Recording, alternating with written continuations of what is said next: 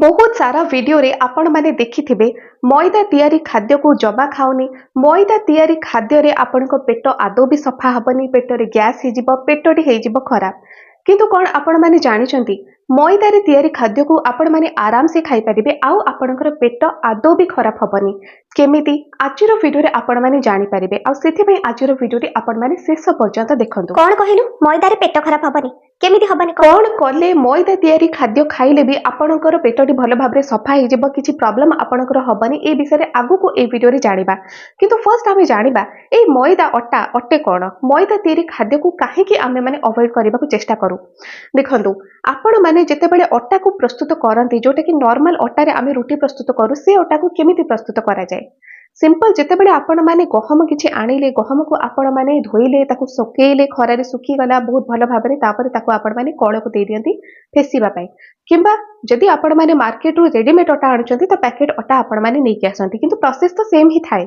सेटा रेडीमेड आपण माने आनतो किंबा घरे आपण माने गहम रे प्रस्तुत करंतु अटा। किंतु सेई अटा रे चोकोड़ भी थाए। आपण माने जेते बेले भी चलेबे किछि ना किछि सेतुरु चोकोड़ बाहरिबा ही बाहरिबा। आउ ए चोकोड़ रे बहुत अधिक फाइबर रहिछि, माने पूरा चोकोड़ ही पूरा फाइबर। एहा सहित विटामिन ई रो मात्रा भी रहिछि। आ जेहेतु चोकोड़ द्वारा अटा रे आपण को फाइबर मिली जाउछि, त सेई अटा रे प्रस्तुत रोटी जेते बेले आपण माने खांती, आपण को पेट को फाइबर मध्ये जाउछि, जोथरे से फाइबर आपणकर पेट रे केबे भी से रोटी को लागिबाकू दिएनी, बहुत भल भाबरे आपणकर पेटटी सफा हे जाय।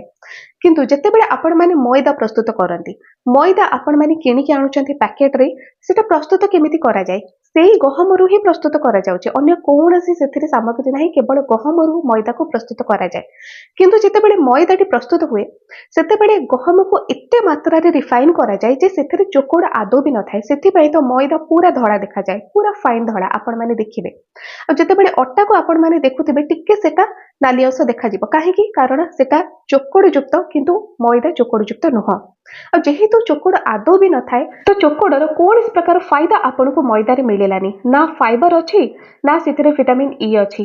आ सेहि पई जेतेबेले मैदा रे तैयारी कोनोसी प्रकार खाद्य को आपण माने खांती, सेटा पेट रे जाईकि चिपचिप हेकि लागि जाय। कारण मैदा तो निज भितरे गोटे अठा अंश को रखिछि। मैदा को सिजाइकि पानी रे आपण माने अठा मध्ये प्रस्तुत करूथिबे, किंबा मैदा को जेतेबेले आपण माने दळी के प्रस्तुत करूथिबे, सेटार डो तैयारी करूथिबे कोनोसी खाद्य सामग्री को प्रस्तुत करिबा पई, तो सेटा पूरा रबर भलिया टाणी हुए।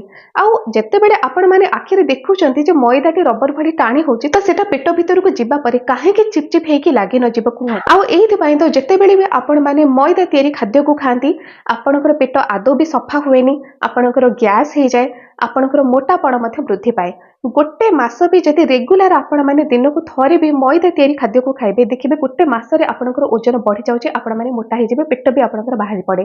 प्लस पेटर अनेक प्रकार समस्या जेमति गैस, एसिडिटी, ए सहित बदहजमी ए सब भी देखा जाए। कारण मैदा रे कोनोसी प्रकार फाइबर नाही, एहा सहित मैदा जेतेबेले भी आपण माने खाइबे, आपणक पेट रे लागि जाए।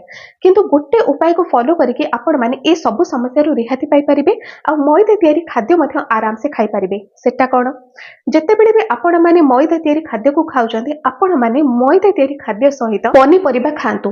पनीपरिबा खाई परिबे, डाली आपण माने खाई परिबे, कोनोसी फळ आपण माने खाई परिबे। जेउ खाद्य रे फाइबर रहिछि, माने तंतु, जो खाद्य रे फाइबर रहिछि, सेटा डाली भी हेई पारे, सेटा पनीपरिबा हेई पारे, किंबा जे कोनोसी फळ भी हेई पारे।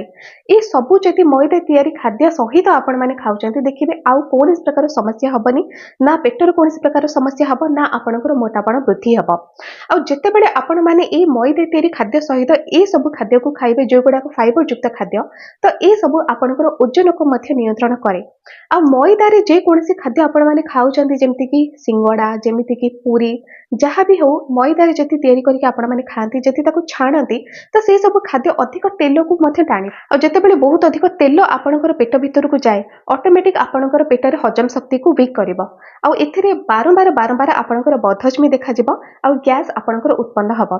तो सेति पई तो कुहा जाय जे मैदा को आपण माने सब बेले अवॉइड करतु। काहे कि कारण मैदा तो निज भितर गोटे तेल को टाणुची, ଯେତେବେଳେ ବି ଆପଣମାନେ ପ୍ରସ୍ତୁତ କରନ୍ତି ତାକୁ କୌଣସି ପ୍ରକାର ଖାଦ୍ୟ ପ୍ରସ୍ତୁତି କରିବା ପାଇଁ ଛାଣନ୍ତି ତ ସେଟା ବହୁତ ଅଧିକ ତେଲ ଟାଣେ, ତେଲ ବି ଗଲା ବଡି ଭିତରକୁ। ତା ସହିତ ମଇଦା ଚିପଚିପ ହେଇକି ଲାଗିଯାଏ ଯୋଉଥିରେ କି ପେଟ ସଫା ହୁଏନି। ଆଉ ଏଇଥିପାଇଁ ତ ଆପଣଙ୍କର ପେଟ ବହୁତ ଅଧିକ ଖରାପ ହୁଏ, ଆପଣମାନେ ମୋଟା ହେଇଯାଆନ୍ତି। ତ ସେଥିପାଇଁ ଯଦି ଆପଣମାନେ ମଇଦା ତିଆରି ଯେକୌଣସି ଖାଦ୍ୟକୁ ଖାଉଛନ୍ତି ତା ସହିତ ଆପଣମାନେ ଫାଇବର ଯୁକ୍ତ ଖାଦ୍ୟକୁ କିଛି ଖାଉଛନ୍ତି, କୌଣସି ପ୍ରକାର ସମସ୍ୟା ଆପଣଙ୍କର ହବନି। ଯାହା ବି ଅଳ୍ପ ବହୁତ ତେଲ ଆପଣଙ୍କ ପେଟ ଭିତରକୁ ଯାଇଥିବ ସିଏ ଫାଇବର ସହିତ ହିଁ ବାହାରିଯାଏ। ଆଉ ମନେ କରନ୍ତୁ ଆପଣମାନେ ସକାଳେ କିଛି ମଇଦା ତିଆରି ଖାଦ୍ୟ ଖାଇଦେଲେ, କିଛି ସିଙ୍ଗଡ଼ା ଖାଇଦେଲେ, କିଛି ପୁରୀ ଖାଇଦେଲେ, କିନ୍ତୁ ଆପଣ ଫାଇବର ଯୁକ୍ତ ଖାଦ୍ୟ ତା ସହିତ ଖାଇପାରିଲେ ନାହିଁ। ଆପଣଙ୍କର ଘରେ ତିଆରି ହେଇଛି ଆଳୁଦମ, ଆଳୁ ଆପଣମାନେ ଖାଇଦେଲେ।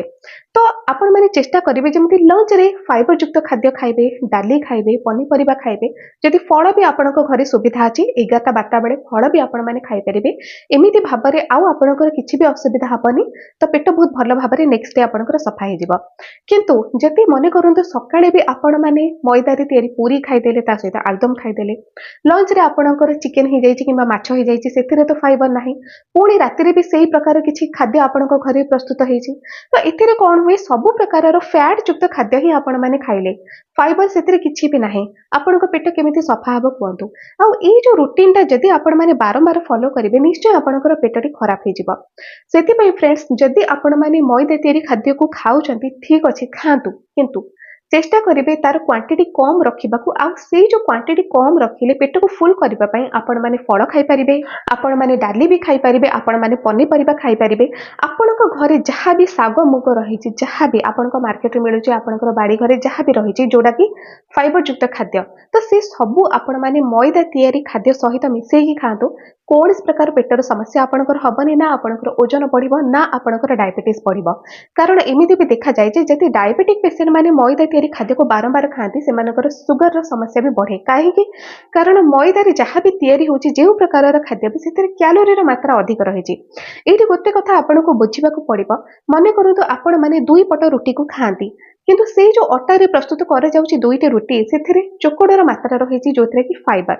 କିନ୍ତୁ ଯଦି ଆପଣମାନେ ସେଇ ତୁଳନାରେ 2ଟି ମଇଦା ତିଆରି ରୁଟିକୁ ଖାଇଲେ କିମ୍ବା ପରାଟା ଖାଇଲେ, ଯାହା ବି ଖାଇଲେ, ତ ସେଥିରେ କଣ ହୁଏ, କିଛି ବି ସେଥିରେ ଚୋକଡ ନାହିଁ, ତାମାନେ କିଛି ବି ଫାଇବର ନାହିଁ। ମଇଦା ତିଆରି ରୁଟି କିମ୍ବା ଯାହା ବି ଖାଦ୍ୟ ଖାଉଛନ୍ତି ସେଥିରେ କ୍ୟାଲୋରିର ମାତ୍ରା ଅଧିକ ରହିଲା, ଆଉ ସେଇ ତୁଳନାରେ ଅଟା ପ୍ରସ୍ତୁତ ଖାଦ୍ୟରେ କ୍ୟାଲୋରିର ମାତ୍ରା କମ୍ ରହିଲା। ତ ଯଦି କ୍ୟାଲୋରିର ପରିମାଣ ଅଧିକ ରହିବା ଆପଣମାନେ ନିଶ୍ଚୟ ମୋଟା ହେଇଯିବେ, ଆଉ ଏଥିରେ ଆପଣଙ୍କର ସୁଗରର ସମସ୍ୟା ମଧ୍ୟ ବଢିଥାଏ। ଆମ ଦେଶରେ ଭାତ କିମ୍ବା ରୁଟି ହେଉଛି ମୁଖ୍ୟ ଖାଦ୍ୟ, ତା ସହିତ ଆମେ ପନିପରିବା କିମ୍ବା ଡାଲି ଖାଉଛୁ କିମ୍ବା ଯାହା ବି ଆମେ ଖାଉଛୁ। କିନ୍ତୁ ବାହାର ଦେଶମାନଙ୍କରେ ଆପଣମାନେ ଦେଖିବେ ଯେ ସେମାନେ ନୁଡଲ୍ସକୁ ବହୁତ ଅଧିକ ଖାଆନ୍ତି, ସ୍ପେସିଆଲି ଚାଇନିଜ ମାନେ। ତ ସେମାନେ ନୁଡଲ୍ସକୁ କେମିତି ବନାନ୍ତି, ସେମାନେ ବହୁତ ଅଧିକ ପନିପରିବା ମିକ୍ସ କରନ୍ତି ସେମାନଙ୍କ ନୁଡଲ୍ସରେ, ଯୋଉଥିରେ କି ସେମାନଙ୍କୁ କ୍ୟାଲୋରି କମ୍ ମାତ୍ରାରେ ମିଳେ ଆଉ ଫାଇବର ଅଧିକ ମାତ୍ରାରେ ମିଳେ। କିନ୍ତୁ ଆମ ଦେଶରେ ଯେତେବେଳେ ନୁଡଲ୍ସ କି ପ୍ରସ୍ତୁତ କରି ସେମାନେ କଣ କରନ୍ତି, ପନିପରିବାର କିଛି ନଥାଏ, ଯଦି ବି ପନିପରିବା ପକାନ୍ତି ବହୁତ କମ୍ ମାତ୍ରାରେ ପକାନ୍ତି। ଆଉ ଏଇଥିରେ ତ କ୍ୟାଲୋରି ବଢିବ ହିଁ ବଢିବ। ସବୁଠାରୁ ଭଲ ହବ କଣ, ଯେତେବେଳେ ବି ଆପଣମାନେ ମଇଦା ତିଆରି ଖାଦ୍ୟ କିଛି ଖାଉଛନ୍ତି ଚେଷ୍ଟା କରିବେ ତାର କ୍ୱାଣ୍ଟିଟିକୁ କମ୍ ରଖିବେ, ଆଉ ପେଟକୁ ଫୁଲ କରିବା ପାଇଁ ଅନ୍ୟାନ୍ୟ ଖାଦ୍ୟକୁ ଖାଇବେ। ଆଜିର ଭିଡ଼ିଓରେ ଆପଣମାନେ ମଇଦା ତିଆରି ଖାଦ୍ୟ ବିଷୟରେ କିଛିଟା ଜାଣିଲେ। କଣ ଜାଣିଲେ? ଯେ କେମିତି ଆପଣମାନେ ମଇଦା ତିଆରି ଖାଦ୍ୟକୁ ଖାଇବେ ଯୋଉଥିରେ କି ପେଟର କୌଣସି ପ୍ରକାର ସମସ୍ୟା ଆପଣଙ୍କର ହବନି। ଆଜିର ଭିଡ଼ିଓ ଯଦି ଆପଣମାନଙ୍କୁ ଭଲ ଲାଗିଲା ସବସ୍କ୍ରାଇବ କରନ୍ତୁ। ଏହା ସହିତ ଯଦି ଭିଡ଼ିଓଟି ଭଲ ଲାଗିଲା ଲାଇକ୍ ବି କରିବା ଭୁଲିବେନି, କାରଣ ଆପଣମାନେ ଲାଇକ୍ କରିବା ଭୁଲି ଯାଉଛନ୍ତି। ସେୟାର ବି କରନ୍ତୁ ଆପଣଙ୍କ ସାଙ୍ଗମାନଙ୍କ ପାଖକୁ। ଆଜି ପାଇଁ ଏତିକି।